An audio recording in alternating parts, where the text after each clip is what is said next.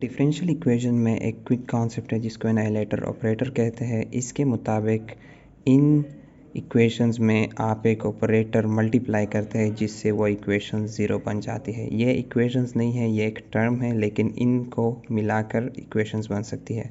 तो अगर आपके पास कोई टर्म हो x टू द पावर 4 या x to the power n, उसके एनाइलेटर ऑपरेटर का फार्मूला है dn+1।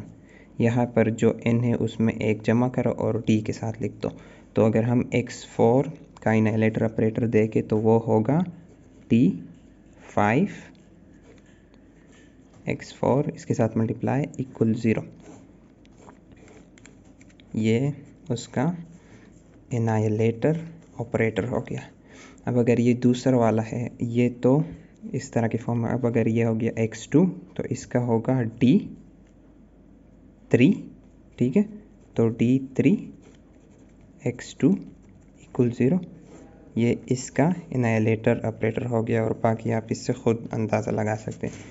अब अगर वो एक्सपोनेंशियल की फॉर्म में हुआ कि e to the power ax, अब ये है e to the power 4x, तो हम 4 को एज ए अल्फ़ा कंसिडर करते हैं या इसको इस फॉर्म में लिख लेते e to the power alpha x, e to the power alpha x। इसका होता है फार्मूला के d minus alpha.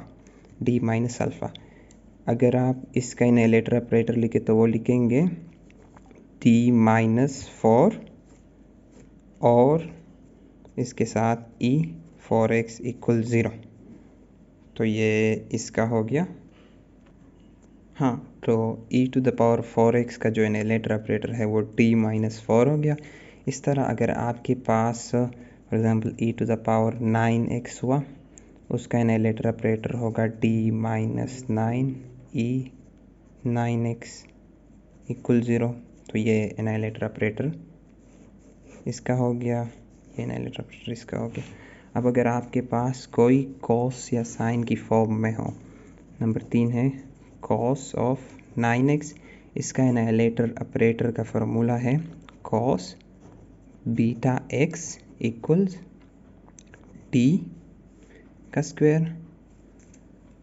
Okay, let me revisit it. अच्छा, d का स्क्वायर माइनस बीटा का स्क्वायर का होल स्क्वायर, ठीक है। यहाँ पर मैंने लिखा था d का स्क्वायर जमा बीटा का स्क्वायर। ओके, यहाँ पर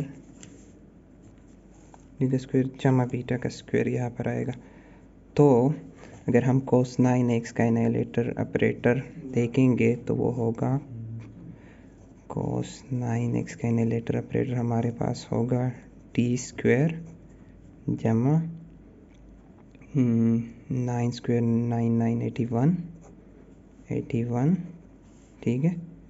d स्क्वायर जमा 81 cos 9x इक्वल 0।